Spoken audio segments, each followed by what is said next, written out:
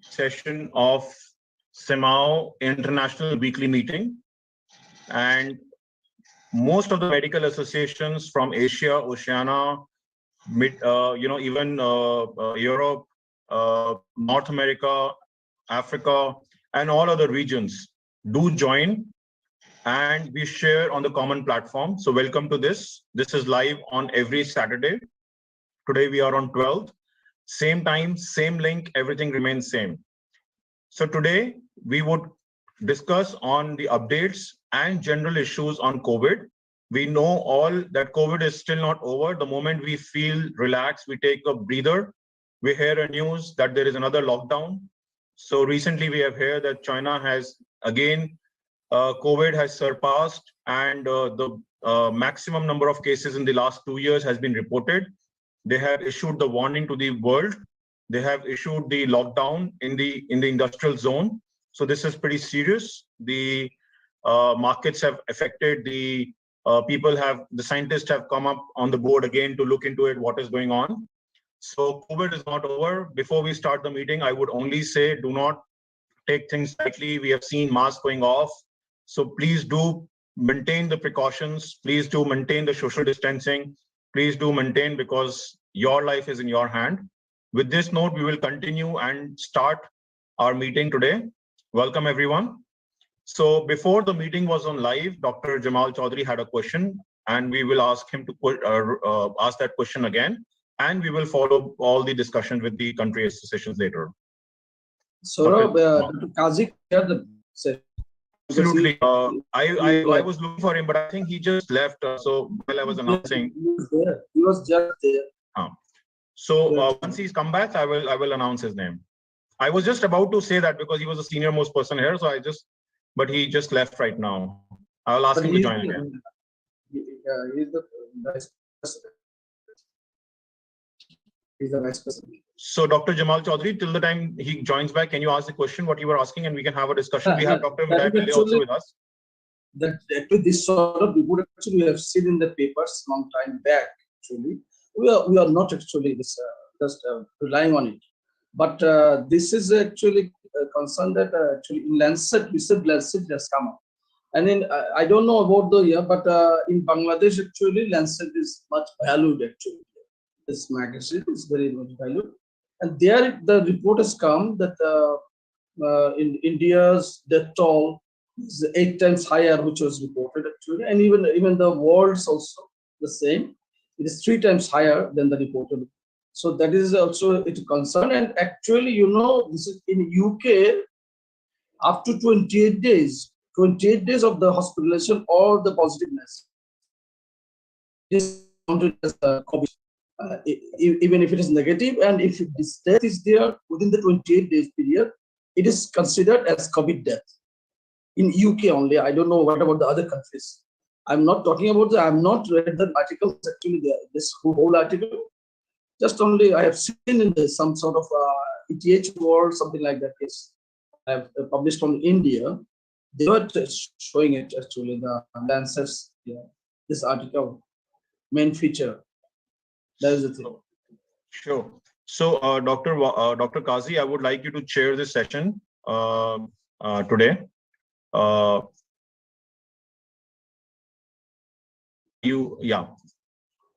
I would like you to chair this session today. Okay.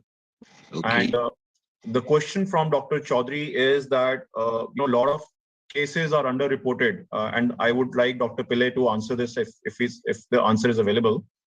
A lot of cases in India are underreported. So there are like 10 times more cases which has been published in one of the well-known media house, paper print house. And is there any background behind it? So a lot of what my answer was, like a lot of cases which have been reported already have home orbit disease. So it's very difficult for them to either prove whether it is a COVID or a home orbit, or because of the age issue.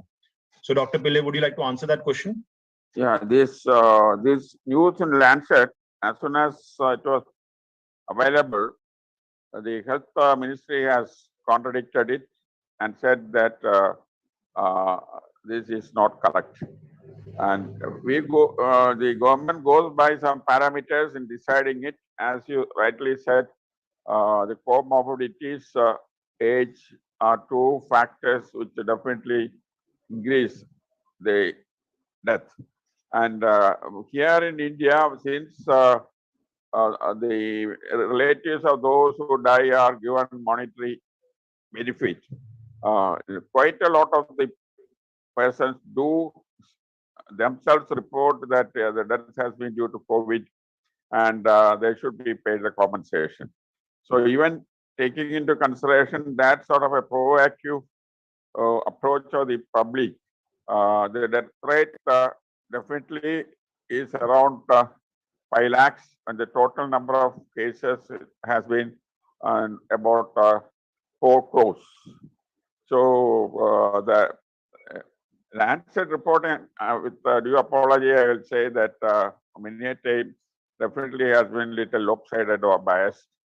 We have seen in many issues, particularly public health issues, scientific articles nobody disputes, but public health issues, there always have been a bias, and this definitely is not correct as per the health ministry. Okay, Dr. Pillai, one thing. Jamal, can I say something? I think we need to take into consideration of a very important saying that death from COVID and death with COVID. We need to differentiate that. Yeah, right. But accelerate now. But don't you think that if somebody got admitted with comorbidities, okay, in the hospital, and he contracted COVID from the hospital, I just take it into account, and that COVID accelerated his death, can have a factor if the COVID just augmented this, actually, the condition, the deteriorated condition because of the COVID. So that has to be considered as a COVID death, even if it is contracted later.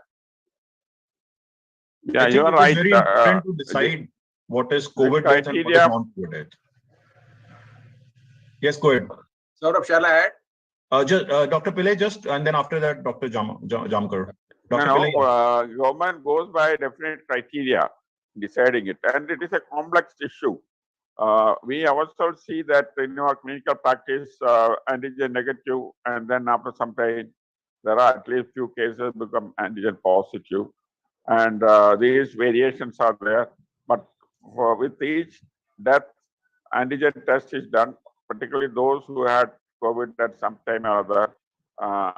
After death, to decide on the way the body has to be disposed, the antigen test is a must in our country, and that is a good parameter. Then, of course, even if the antigen becomes negative, the post-COVID issues are there with these patients, and that again, only if it is active case, it is considered directly related to COVID. But post-COVID scenario is a little different, where the criteria on individual case is decided and decided.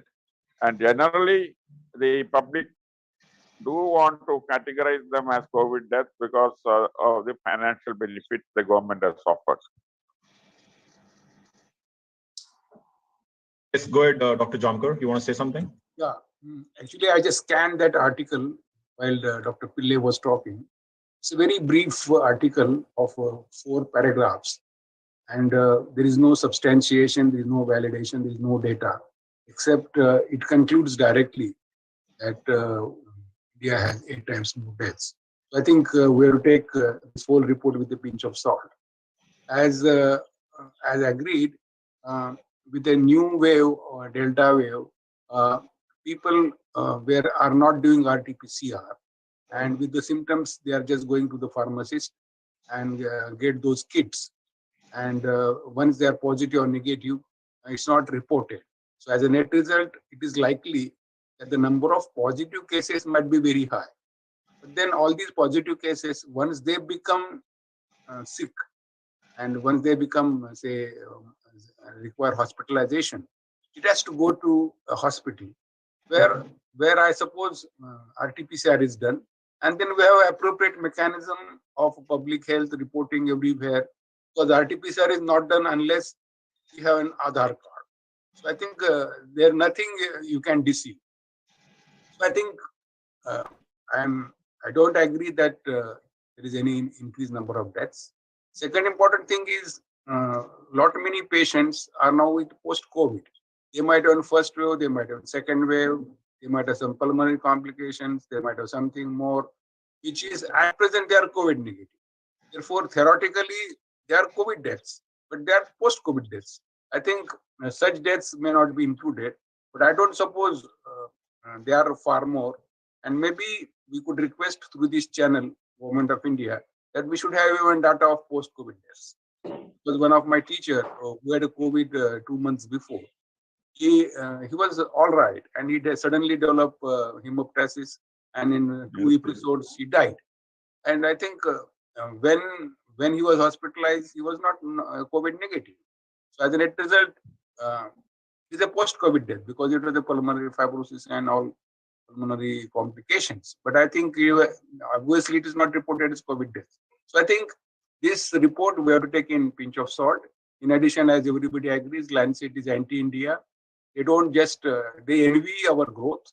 Maybe, I don't know whether this panel is right for talking that way.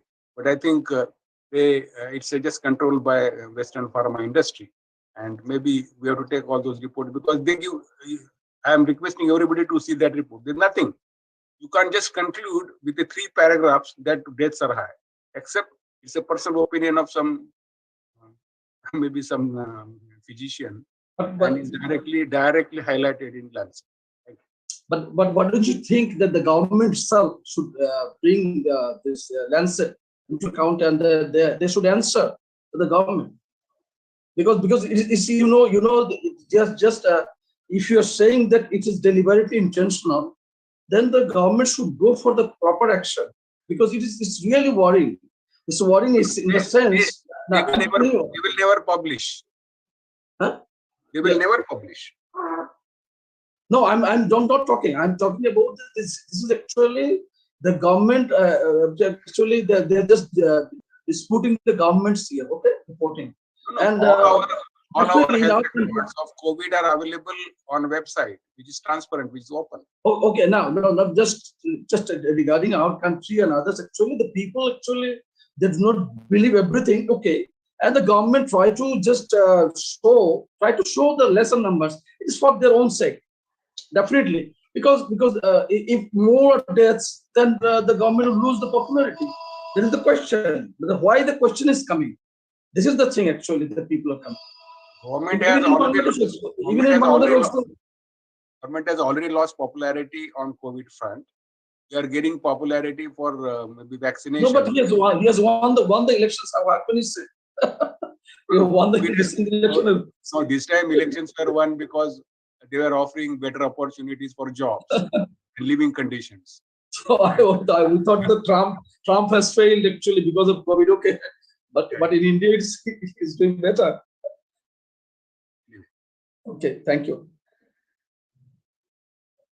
Sharup, if I just can add something.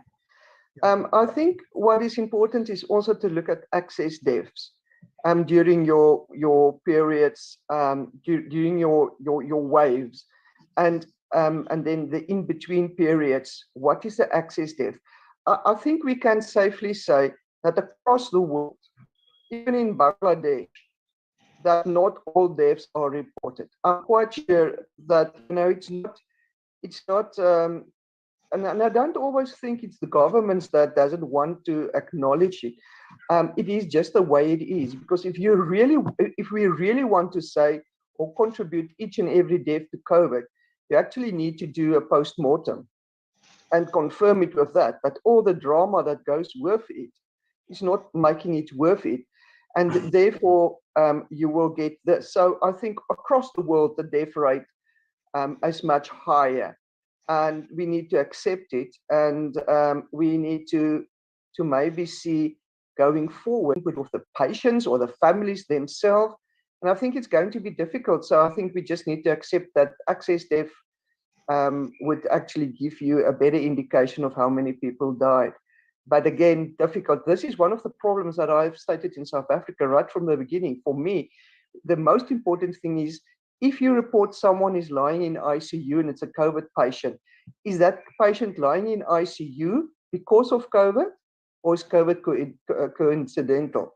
And that for me is also a very important question. But, you know, we don't get the answers on that questions. Thanks.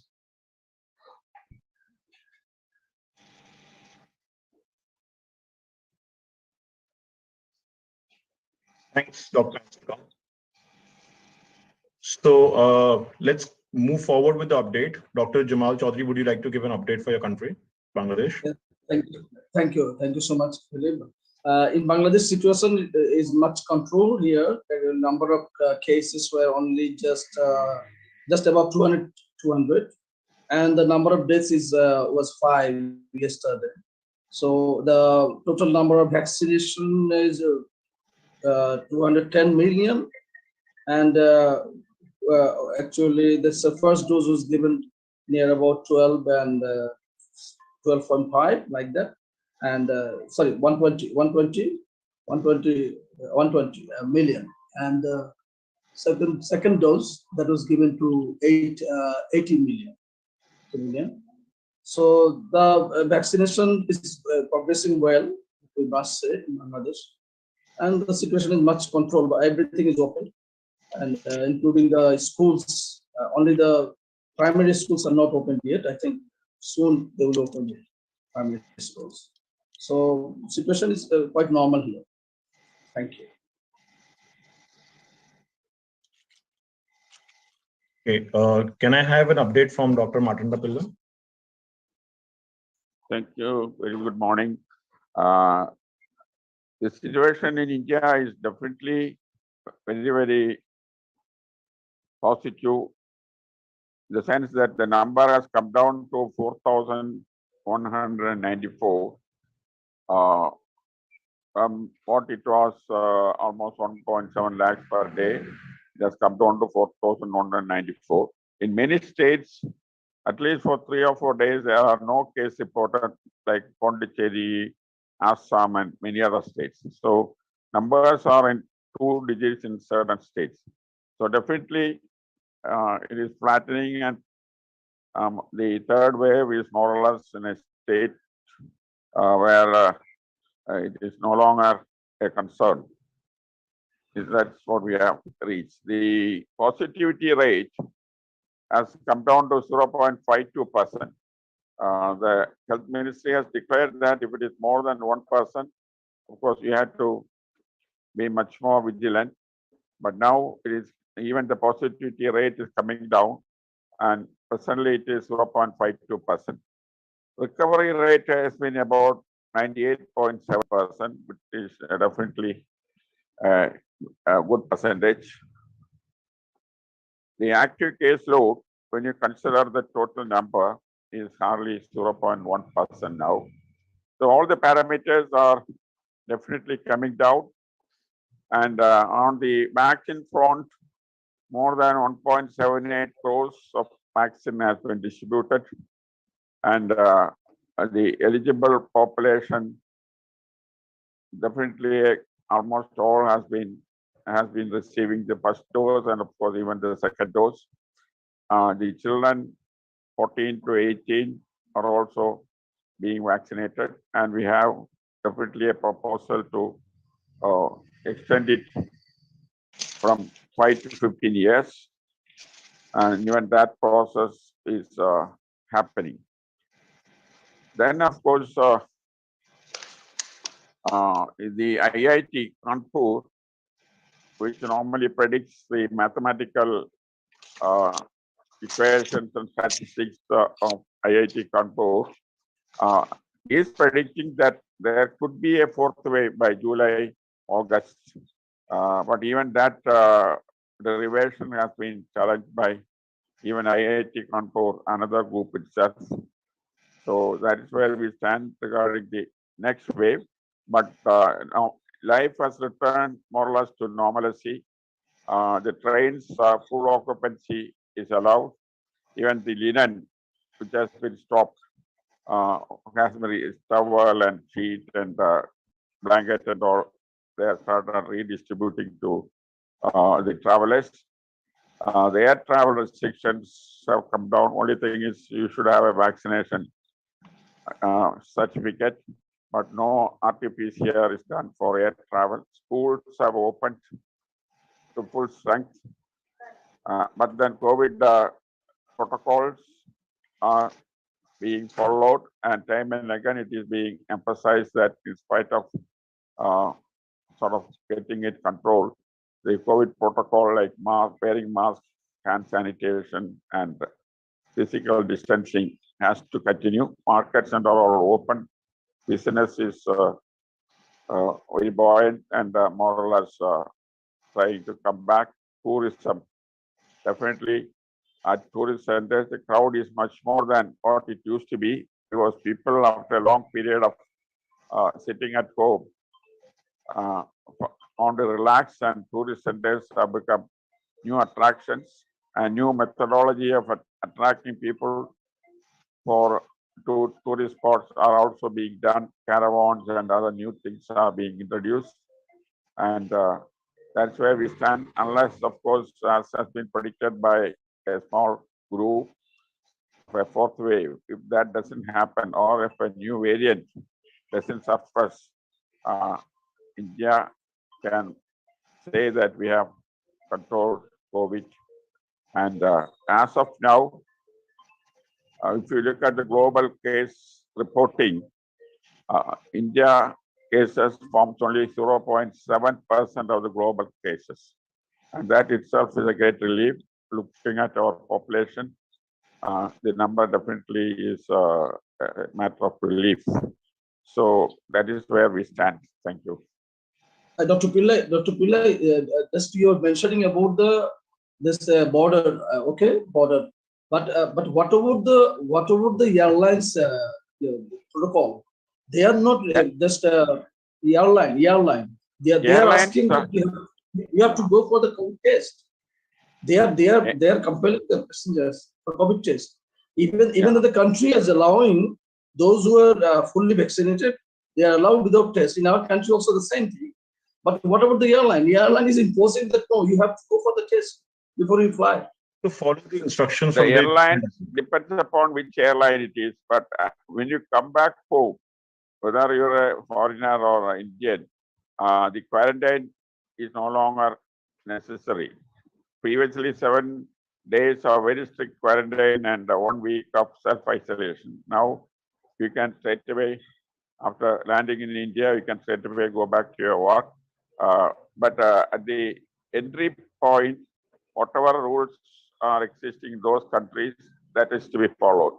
But even there, many of the countries don't insist on a RT-PCR test, but COVID vaccination certificate alone. No, but I was telling about the airline. Airline, yeah, exactly. Yeah, air travel. That is about the airlines. Yeah, they are not exempting. Within the country, there is no restriction. Airlines, air travel, domestic air travel. Only vaccination certificate is required. No RT-PCR to be done, and you can straight away go back to your business or whatever you have come to that place. So one more question. I think Dr. Elvin has also joined, so we will continue with it. So considering what's going on in China, and we, like a lot of countries, have trade travels happening between China and the world, and considering a lot of cases, like we are not doing RT-PCR testing now, we are not doing any follow-ups on those things, or just the regular vaccination. Do you think these cases can again move out of China and going forward can lead to a problem in other countries? I know it is a very hypothetical question, but a lot of answers needs to be coming from this forum. Good afternoon. Sorry, I cannot hear your question just now. Okay, so Dr. Elvin, before my question, can you give an update for Hong Kong, and do you have any information coming out of China, like the latest virus which has been detected there and the lockdown is happening?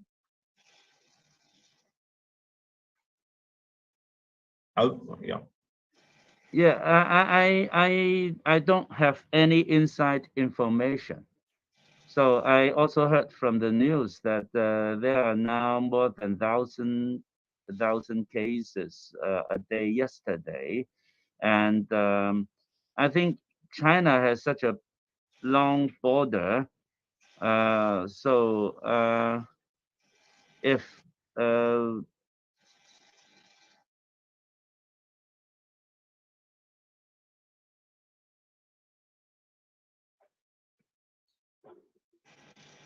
especially after the Winter Olympics and now the Paralympics, there must be, of course,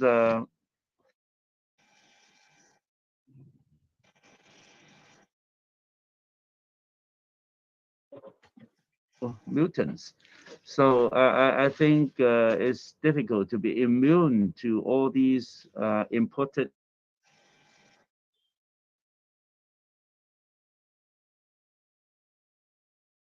cases. So of course, 1,000 is not really that alarming, perhaps. But then just one case that have slipped into the country could be a super spreader and could multiply to an explosive level. So that's why China has always been very stringent in the border control as well as the lockdown measures. But of course, whether they could lock down depends on the size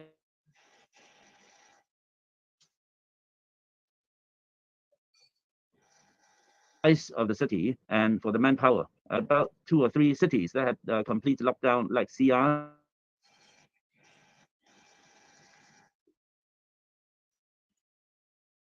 and also in the first, I think mostly they also just do a district or partial lockdown, not a whole city.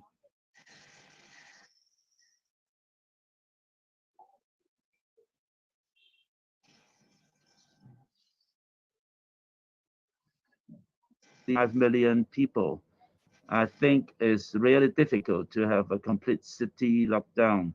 But at least the first step in Shanghai is that they had now stopped the schools, closed schools already. Whether they would have further measures for lockdown, I don't know. So anyway, for China, I think the difficulty is that uh, in contrast to most other countries in the world,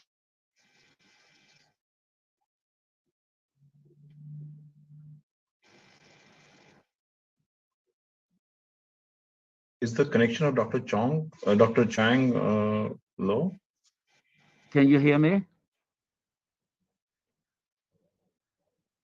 Is there a network issue from your end? Like, can you hear everyone else? Can you hear him? No. You breaking up, Dr. Alvin? Yeah, I think he has network problem. Yeah, I think you keep getting frozen.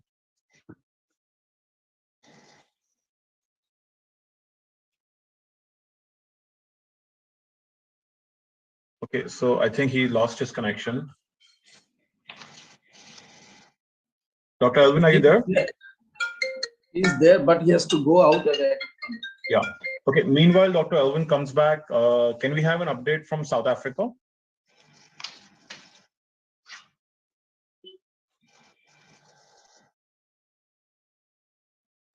Can I just ask while we're waiting, can I just ask what variant is currently in China? Do we know? Is it Omicron or is it something else? So that would be one of my questions. While we're waiting for Dr. Hussein and Dr. Mazukwa, in South Africa, the problem is our infectivity rate has not been less than 5% up until now. So we, one way or another in South Africa, the expectations are that we are really out of danger and everything is fine, but it's not. 5% infectivity rate, if you've never been down since Omicron started, down on 5%, we're still not out of the woods.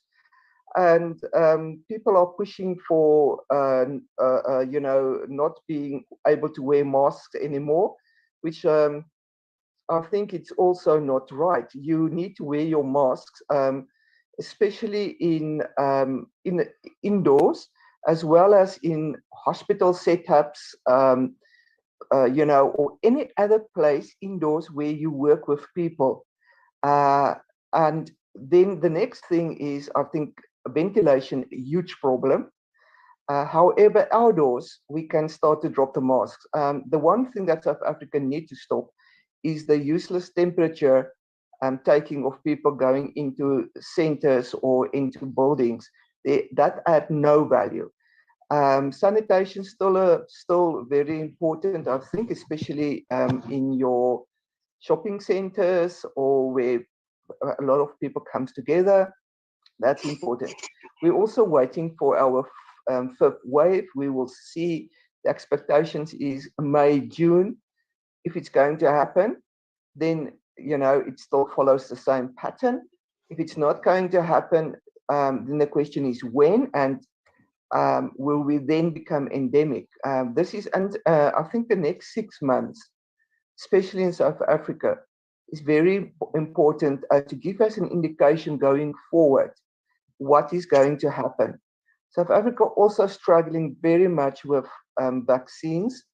We're still under 45% of fully vaccinated people, and then the uptake of boosters are not that great either. So we'll have to see what happens going forward.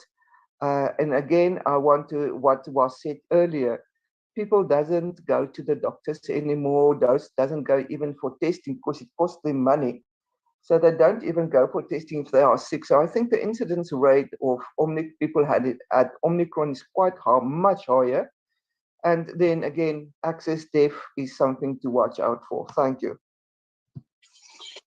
Thank you, Sarab. Thank you, Angelique, for information. South Africa is doing well at the moment. The new cases within last 1 week, it's around 700 to 2,000. Yes, last 24 hours, 1,800. Death rate is also gone down. It's 0 to 50 over the whole week. Almost now we're reaching 100,000 death total till the COVID-19 started. And the total admission last 24 hours was 2,500. Out of that, 90 was ventilated, 250 was in ICU. Our recovery rate is 96%. Positivity, as Angelique said, less than 5. And vaccine is almost 31 million done. Beaches are open. Holiday makers are coming. And people want to get away from the mask, social distance, 1.5, they want less than 1. So those are the challenge coming up. Schools are open, holiday makers are pouring in Cape Town and Durban. Numbers are increasing, but a PCR test is still needed on arrival or you going out from the country. That's from South Africa. Thank you. What about Dr. Akhtar? What about Yes. how you interpret? I've seen for many days it's almost flattening actually. This South Africa cases. So how Yes. you interpret it? Why it is not decreasing actually? This is still 5%. But in contrast, in Bangladesh, it is less than 2% now. Suppose like that, because why it is not coming down actually? Yeah, you're right. Some provinces flat. It's just flat. It's less than 1%. Some provinces are still high, especially Western Cape and Gauteng province, where the higher concentration. So it's like a pocket type of incidence. That's the number increase in the certain area where there's a highly density population. People are not following masks, social distance, sanitization, and don't even go for the test. And that's the problem.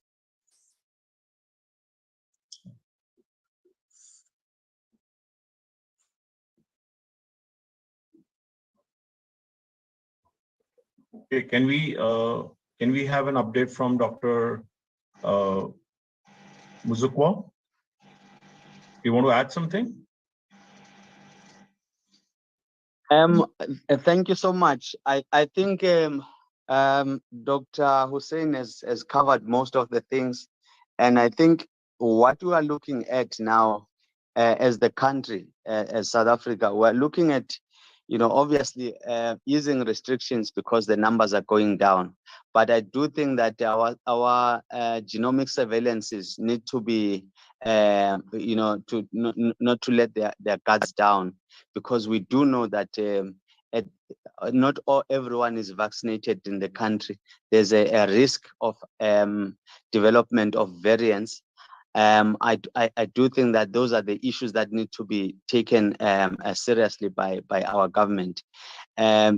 Is also there's this issue of mandatory vaccination that has not been finalized by our government in terms of making sure that we protect, all these everyone in the country, and making sure that those who come in the country as well are vaccinated, as we know that if you go out of the country, some countries, they are making sure that if you come to their country, you are vaccinated.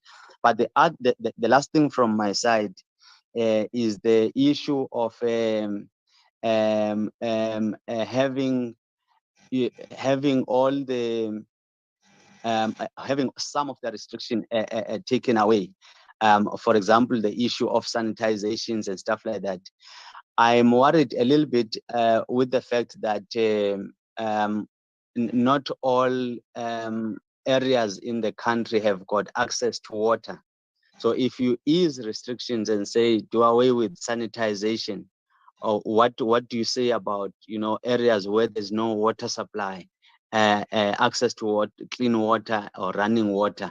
So I think COVID in our country has exposed all those inequalities, and also we've seen government that they can supply water when it is needed. We saw during the COVID times, or when we had peak in our waves, we've seen government running around making sure that there's water. And I don't understand why we can't sustain that, making sure that we prevent future occurrences where if there is no enough water, people they tend to have infection, not only for viruses, but also for intestinal infections and stuff. So I think those are some of the things that we're still grappling with, and also challenging government, using science to say, but you are not doing enough in terms of water supply. You are not doing enough in terms of providing more healthcare workers. So there are many challenges, many lessons that we have learned from COVID that we think has to be rectified at this point in time. I think I would stop it from there for now. So we have Dr. Alvin back. Dr. Alvin, are you there?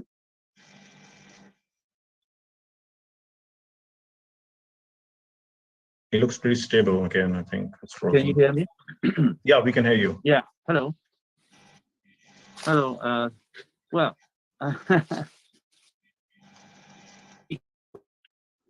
in China, because I don't have any inside information. I also get the information like you do from the news. So about Hong Kong, we are now hopefully at past the peak of the pandemic of the Omicron. Of course, we don't know the genome of the strains that been sweeping Hong Kong for the past 2 months. But however,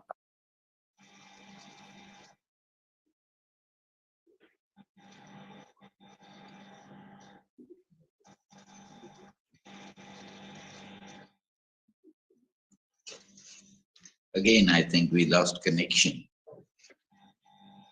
Yep.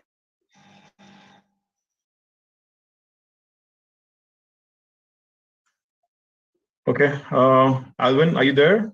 I think we lost him again. Connection is bad in Hong Kong right now. Yeah. So, okay, so let's move with Pakistan. Hey. Thank you, Sharab. I have these stats available from Pakistan. Life has eased up very nicely. And the stats are, we have partially vaccinated about 128 million, and fully vaccinated, we have 101 million. And in the last 24 hours, we had 501,000 vaccinations. And we also have boosters for about 4.8 million who got their booster doses. And the confirmed cases total is 1.5 million. And in the last 24 hours, we had 571 cases. And the critical care cases admitted are 641. And in the last 24 hours, no case was admitted for the critical care. The total deaths throughout this COVID pandemic is 30,000 in Pakistan. And in the last 24 hours, we had only 6 deaths. And the recovery rate is very good. We have 1.4 million recovered cases. And in the last 24 hours, we have 525. Total tests we have done is 26 million, and daily we are doing about 35 to 36,000 PCR tests. The positivity rate is 1.5%. Life is quite normal in Pakistan. The traveling restrictions for domestic travelers, none. While the inbound travelers, they don't need to have the PCR testing. All the vaccinated are being accepted, and rapid test is done on the arrival, and those found to be positive need to quarantine at home. And Jamal was asking that a lot of countries have waived off the mandatory PCR testing, but some of the airlines definitely are keeping the PCR test still on 72 hours before their departure. And then, of course, at the airport, they do the rapid testing as well. So life is quite seems to be normal. Schools are open, markets are open, the indoor dining is allowed, and we are having the Pakistan-Australia test starting today, that test match, and lots of crowd is there. But of course, the wearing of mask is mandatory, and keeping distance is, of course, educated. So life seems to be quite normal, and this is what the new normal is. We have to live with. Thank you, Suraj. Thank you. I wonder how many masks will still be on if there is a wicket which has been taken off from the ground. That's right. Dr. Kazi, what is the booster given there? What is the type of vaccine? Pfizer. We are giving the Pfizer vaccine. It's being provided free of cost to the public by the government. And I mean, it's quite a lot of people are getting the boosters. In fact, I already had my 4th dose of Pfizer. We initially but 2 doses of Sinovac, and then the 2 doses of Pfizer as well. But Israel's study was telling there's no benefit in 4th dose. That's right, but the government, I don't know whether if they have plenty of vaccine available to them, they want to utilize it before it expires. So they are educating for the 4th dose as well. You are absolutely right. 3rd dose is enough, but since the government is forcing and they are offering us, so we had to go. Thank you. Okay. Dr. Kaisar is there. I think Dr. Kaiser is there. Dr. Salma was there. I think she left. also there. Dr. Kaiser is there. Yeah, Saurabh, thank you very much. I think Dr. Qazi has already explained everything. The situation is very much controlled in Pakistan. Everything is on.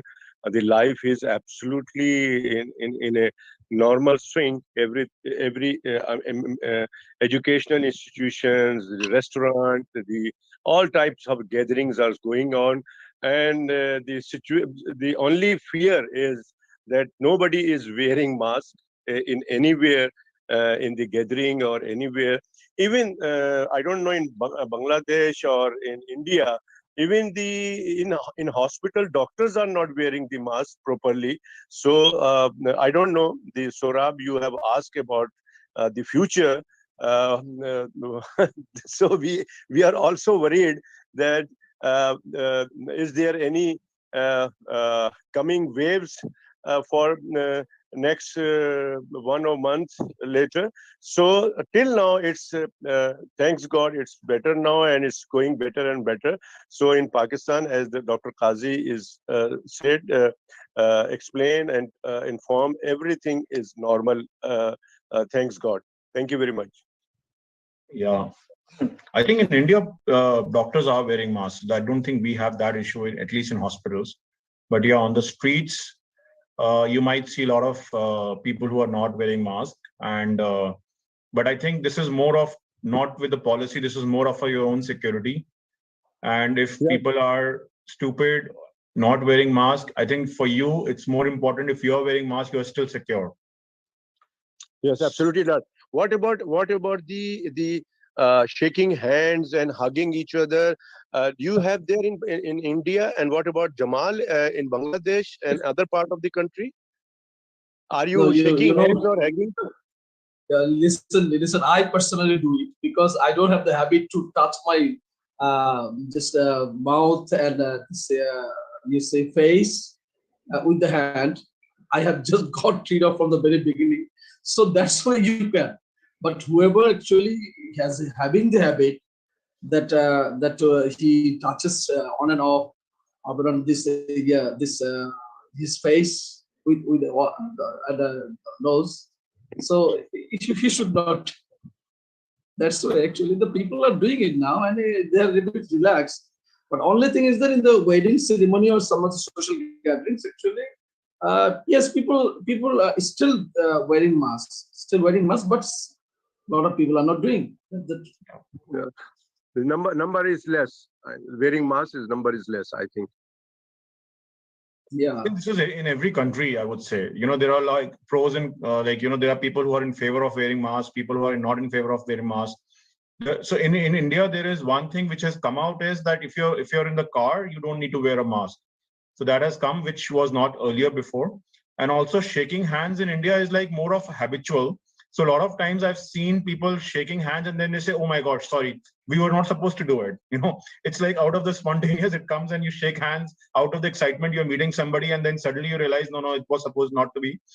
So a lot of people in India are definitely trying to take precautions, but I think the majority is where, you just loosen up and you hug each other or you shake hands each other. So again, I think it is more now where government is not in the picture. You have to be on your own toes to make sure that you want to hug somebody. If let's say if somebody is trying to shake hand and if I just do like this, I think the message is very clear. I don't want to shake hand. And I just, from distance or in between. In fact, we were shaking hands with the bow with this thing.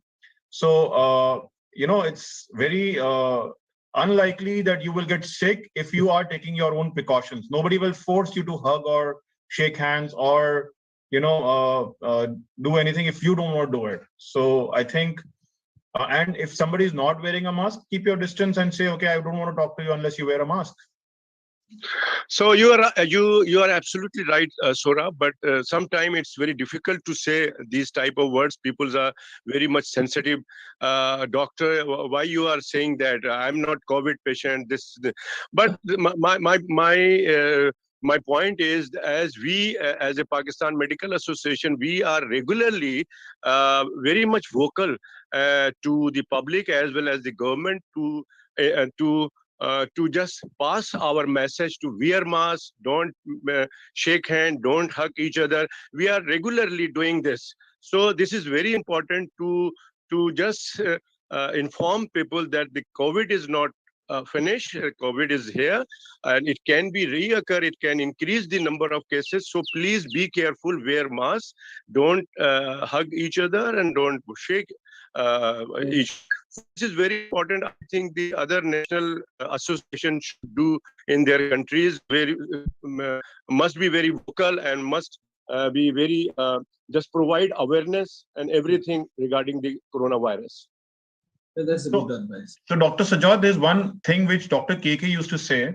Obviously, I think for you, doctor and patient relationship, you can literally say that the patient that, okay, I don't want to see you unless you wear a mask because I'm not here for you only, I'm here for more patients. Like, I have a duty, I have a social duty. I cannot take a risk of my own getting sick and then not treat other patients. But there are a lot of cases where you tend to meet somebody very senior and you cannot just say no to him, or you cannot just try. So in that scenario, what Dr. KK used to say is like, rather than standing like this, stand like this, don't face each other. And then you can give a message to them with a very polite way that, okay, I don't want to talk to you face to face, but I'm still honoring because you don't want to wear mask and I still want to talk to you, but we cannot face each other. And I am wearing a mask. So that message goes very politely and very clear that if you wear a mask, we would be more comfortable talking. But if you're not wearing a mask, at least we can have a discussion, not face to face, but not facing each other. So I think with this, if you say, so he also used to say in the airlines, it is very difficult to catch virus. And that has happened. Like, we have not seen any major airlines getting infected with the entire COVID as a super spreader because you don't face each other, you sit behind. So even if there is, and if you're wearing a mask, so even if you cough, it goes on the seat and it doesn't go across the thing. And there's a ventilation, there's an air filter also there. So if you don't face each other while you're talking, I think that it gives enough room for you not to be on it. But again, if it's a patient, I think you can probably just give a message that either you sit far or you we used to also put a shelter, a filter in between with a I think transparent glass thing. Yeah. The doctors and clinics, like I'm an ophthalmologist, I use a slit lamp and we have a transparent plastic shield in between patient and the doctor. So that's right. You're absolutely right. Some of the other doctors also have, like cardiologists, they're talking, they talk through a transparent shield. So that is there. Okay. Can we move on? For Dr. Kazi's information. I think Dr. Kazi is an ophthalmologist. Yeah. You're an ophthalmologist? Okay. I am also an ophthalmologist. But Great. when I went to check my eyesight, actually, I'm just wearing glasses. So my friend was saying it, and when I requested him, because I'm more than 60, so please, and I am diabetic also, so please look into my retina. He just told me that sorry, just excuse me now. Later we'll see. This because he has contracted COVID actually because of this patient and this thing, and an ophthalmologist has to go actually very close to the patient when you see by ophthalmoscope, direct ophthalmoscope, not using the indirect one. So yes, that was my experience. Just 2 months back, I think. Yes, I mean, we don't use direct ophthalmoscopy. We do indirect ophthalmoscopy, and that too with the video attachment so that you can see that on the bigger screen. Plus, the OCT is a very fine tool, gives you lots of information. And using slit lamp with a 90D lens, you can see the retina through the shade. So that is also very close actually. Being provided ophthalmologists. So a lot of ophthalmologists contracted COVID actually. ENTs they also died. Dr. Jamal. Yeah. Yeah, in a lighter mood, I think you better just consult Dr. Kazi. He will examine you, and I will tell him don't charge from Dr. Jamal.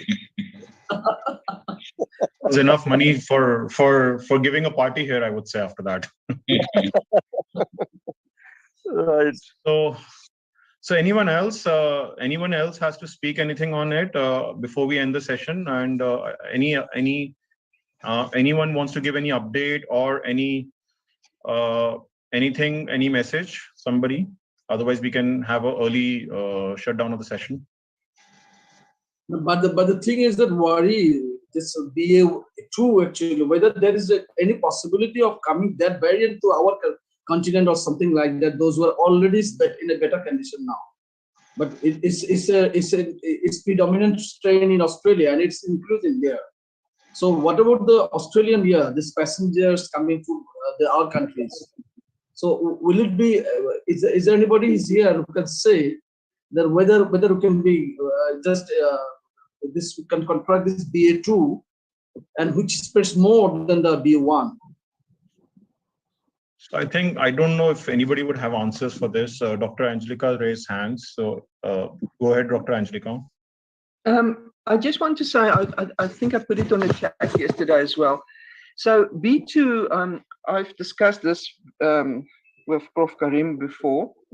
And the B2, the difference between the B2 and the Omicron, the mother, if I can put it like that, is it lies in the clinical picture, the presentation of the patient. And that's more about tachycardia. The pulse rate is around about 100, 120, and then the fever. But the clinical outcomes is exactly the same. So although there's a difference in the clinical symptoms, the outcome is the same than with the normal Omicron. So there's no, and the treatment stays the same.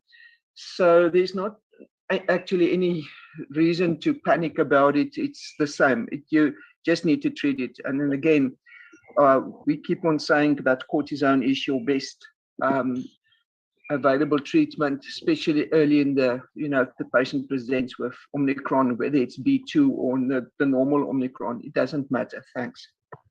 So yeah, I think your question also was which variant was it? It's Omicron in China.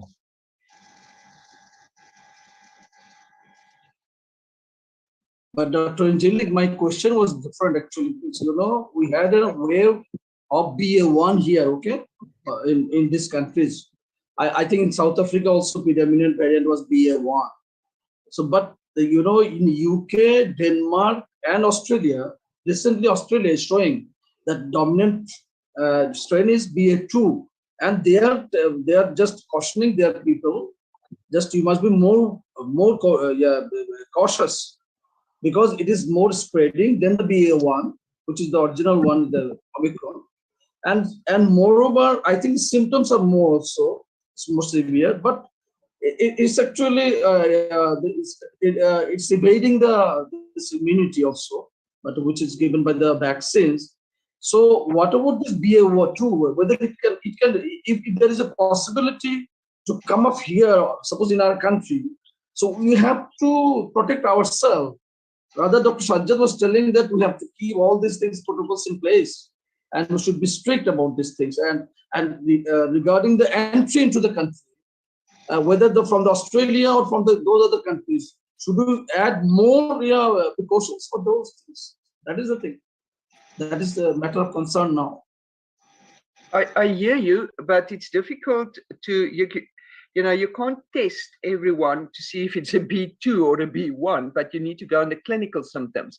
And again, if you had B1, it seems that you won't get B2. So whether it's B2 that is currently dominating in your country, the outcomes are still Omicron outcomes. I don't think we should just we should take note of this. Understand that there might be different clinical presentation of the patient when you examine the patient, but the outcomes is still Omicron outcomes. Otherwise, people are starting to get panicking and would overflow again the healthcare centers. I just think again, just tell the symptoms and don't get people to start to panic. Thanks. Right. Okay, so shall we end this meeting today? Great. Thank you, everyone. Yes. Sorry, you want to say something? No, sir. I say yes. I just second you. Okay. So thank you, everyone, for joining in for this meeting. This was 101 session. See you again next week. Same time, same day, same link. Thank you.